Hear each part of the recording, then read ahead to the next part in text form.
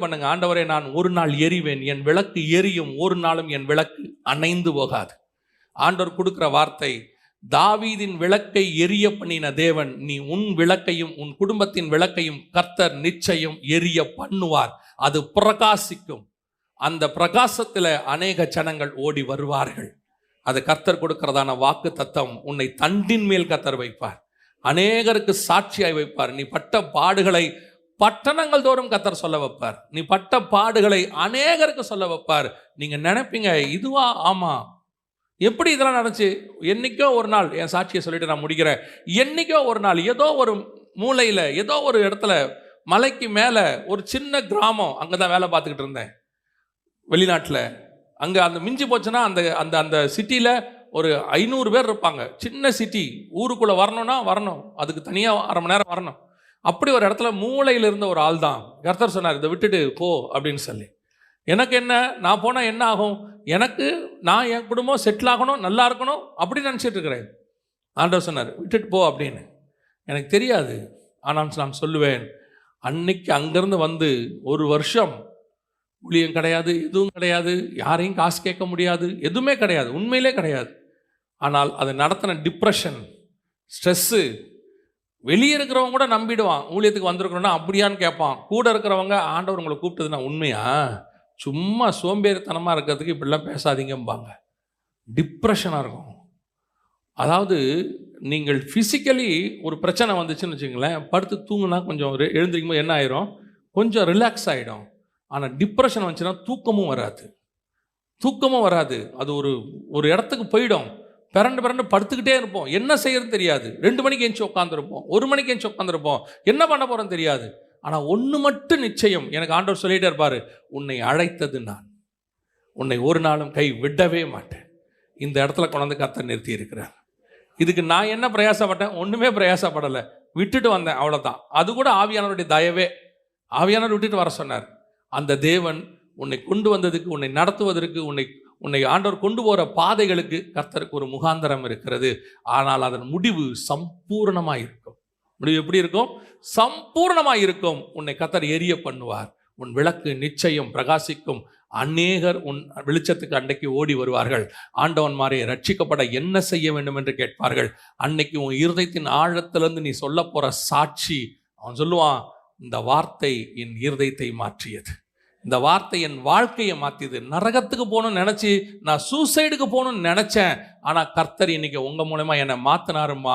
அநேகரை நரகத்திலிருந்து காப்பாற்றுவதற்கு நீ இப்பொழுது பாடுகள் மத்தியிலே கடந்து போகிறாய். அல்லேலூயா.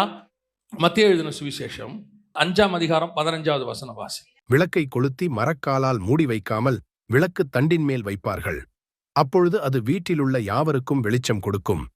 இப்போ கர்த்தர் எதுக்கு உங்கள் விளக்கை எரிய வச்சார் தெரியுமா? உங்களை இவ்வளோ இடித்து பிழிஞ்சு, நல்லா கவனிச்சு பாருங்க. நான் சொல்கிறது ஒரு 40 வருஷத்துக்கு முன்னாடி, ஆமாம் 40 வருஷம் இருக்கும் முன்னாடி, நாங்கள் இருந்த வீட்டில் வந்து கரண்ட்டு கிடையாது. 35 ரூபா தான் வாடகை, அதுக்கு கரண்ட்டு கிடையாது. அப்போ டெய்லி வந்து என்ன செய்யணும்னா, அப்போல்லாம் விளக்கு ஒன்று வச்சுருப்பாங்க, மண்ணெண்ணெய் விளக்குன்னு போட்டு திரி போட்டு எரியும் அந்த விளக்கு. அந்த விளக்கை வந்து டெய்லி எண்ணெய் செக் பண்ணணும், எண்ணெயை ஊற்றி திரி போடணும். ஒரு 2 வாரத்துக்கு ஒரு தடவை, 3 வாரத்துக்கு ஒரு தடவை திரி என்னவாயிரும், கருப்பாயிதாயிரும். அதை எடுத்து போட்டு திருப்பி என்ன செய்யணும், இன்னொரு திரியை வந்து போட்டு அதை செய்யணும். அப்புறம் அந்த மேலே கண்ணாடி குடுவை ஒன்று இருக்கும், அதுக்கு பார்த்துருக்கீங்களா? இப்போ இருக்க ஜென்ரேஷனுக்கு தெரியாது. அந்த கண்ணாடி குடுவை என்ன பண்ணணும்னு கேட்டிங்கன்னா, சிலர் வந்து என்ன பண்ணுவாங்கன்னா, இந்த விபூதி போட்டு நல்லா துடைப்பாங்க. அப்படி இல்லைன்னா அவங்களுடைய லெவலுக்கு ஏற்ற மாதிரி துடைப்பாங்க. துடைச்சி இவ்வளவும் பண்ணால் தான் அந்த விளக்கு என்னவாகும், பிரகாசமாகும். இவ்வளோத்தையும் பண்ணிவிட்டு ரெடி பண்ணிவிட்டு விளக்கை நாங்கள் எங்கே வைப்போம் தெரியுமா? இங்கே வந்து தண்டின் மேல்னு இருக்குது. நம்ம ஊரில் தண்டுலாம் கிடையாது. ஒரு டப்பா வச்சு அதுக்கு மேலே தான் வச்சுருப்போம், இல்லைன்னா ஒரு ஷெல்ஃப் மேலே வைப்போம், இல்லை ஒரு பாத்திரத்தை வச்சு அது மேலே வைப்போம்.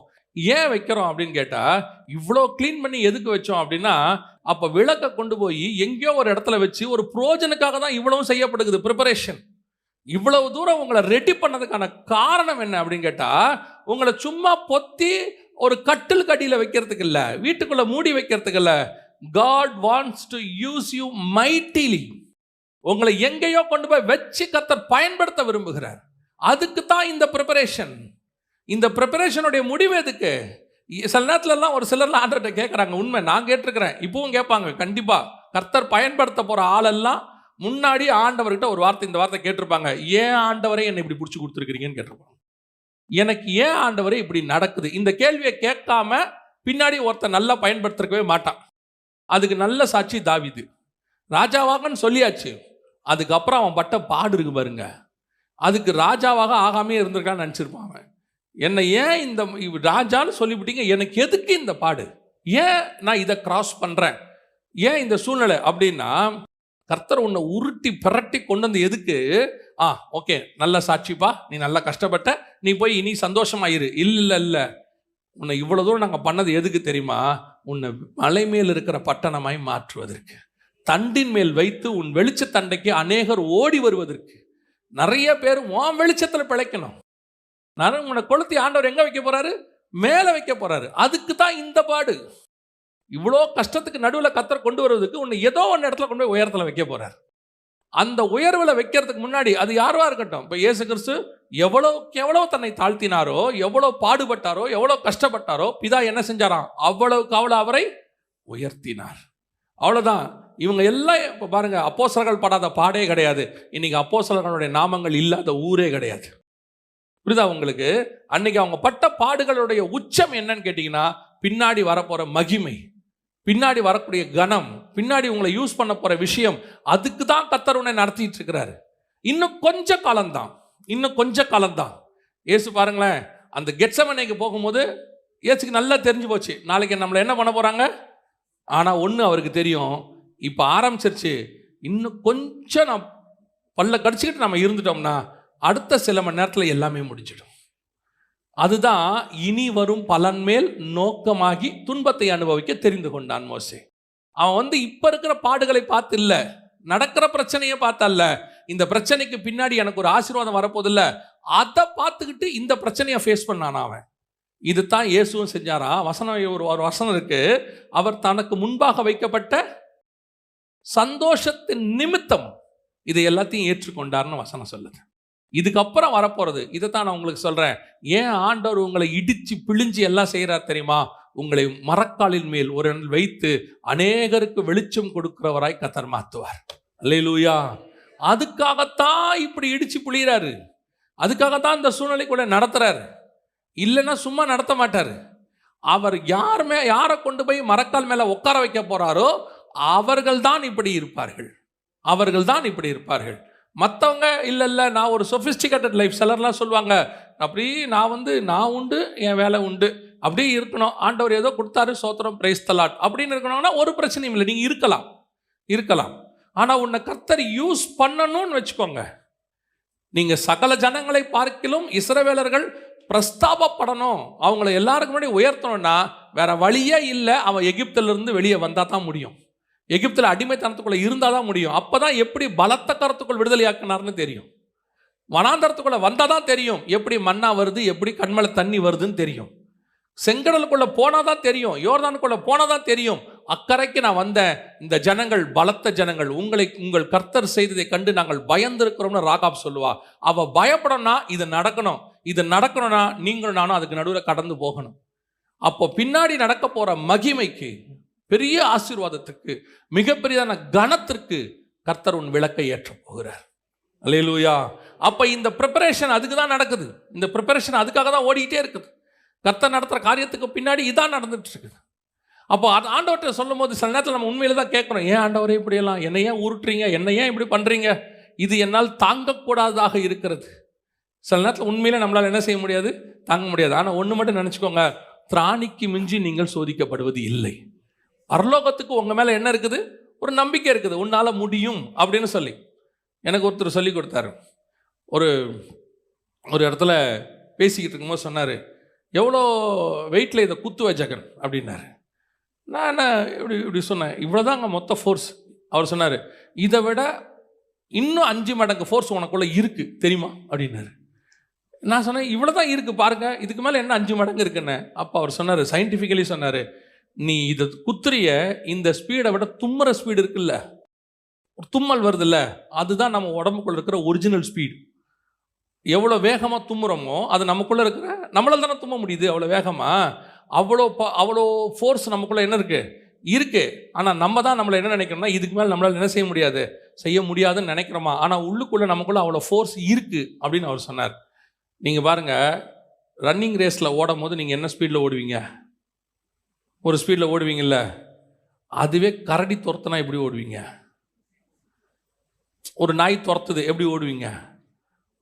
நீங்கள் இப்போ நடந்து வந்துக்கிட்டு இருக்கும்போது ஒருத்தர் வேகமாக வராரு, கூட சொல்கிறாங்க கொஞ்சம் வேகமாக நடங்க, என்னாலலாம் முடியாது சும்மா அப்படிங்கிறீங்க. திடீர்னு 2 நாய் துரத்துது, உங்களால் முடியுமா முடியாதா? அப்போ உங்களுக்குள்ளே இருந்துச்சு தானே அந்த ஃபோர்ஸு. நம்ம நினச்சிக்கிட்டோம் நம்மளால் என்ன செய்ய முடியாது அப்படின்னு நினச்சிக்கிட்டோம். ஆக்சுவலி உள்ளே இருக்குது. அதைத்தான் தேவன் சொல்கிறாரு, என்னால் முடியாது நீ நினைக்கிற, ஆனால் உன்னால் முடியும் என்பது பரலோகத்திற்கு தெரியும். அதனால தான் இதை அனுமதி கொடுத்துருக்குது. திராணிக்கு மிஞ்சி சோதிக்கப்படுவதெல்லாம் என்னன்னா பரலோகத்துக்கு நல்லா தெரியும். ஆனால் ஒன்று மட்டும் நிச்சயம், நான் பைபிளில் பார்த்ததை சொல்கிறேன், நான் படித்ததை சொல்கிறேன். ஒன்று மட்டும் நிச்சயம், கர்த்தர் வனாந்தரத்தில் நடத்துவார், ஆனால் ஒரு நாளும் வனாந்தரத்தில் உன்னை கொன்று போட மாட்டார். நீ வனாந்தரத்தை கண்டிப்பாக கிராஸ் பண்ணித்தான் போவோம். வனாந்தரத்தில் சாகிறது மட்டும் கிடையாது. எவன் செத்தான்?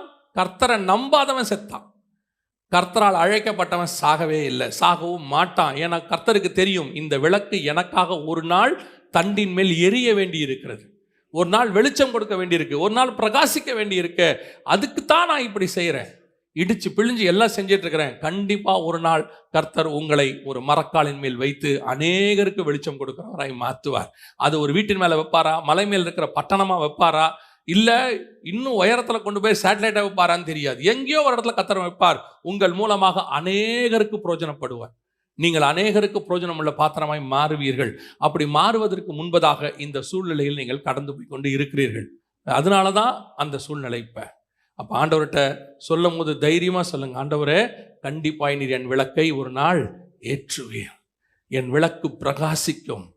நான் அணைந்து போகிற விளக்கு அல்ல, பிரகாசிக்கிற விளக்கு. அல்லேலூயா. ஆண்டவர்கிட்ட தைரியமாக சொல்லுங்க, நான் பிரகாசிக்கிறேன். உங்கள் வாயின் அறிக்கை ரொம்ப இம்பார்ட்டன்ட்.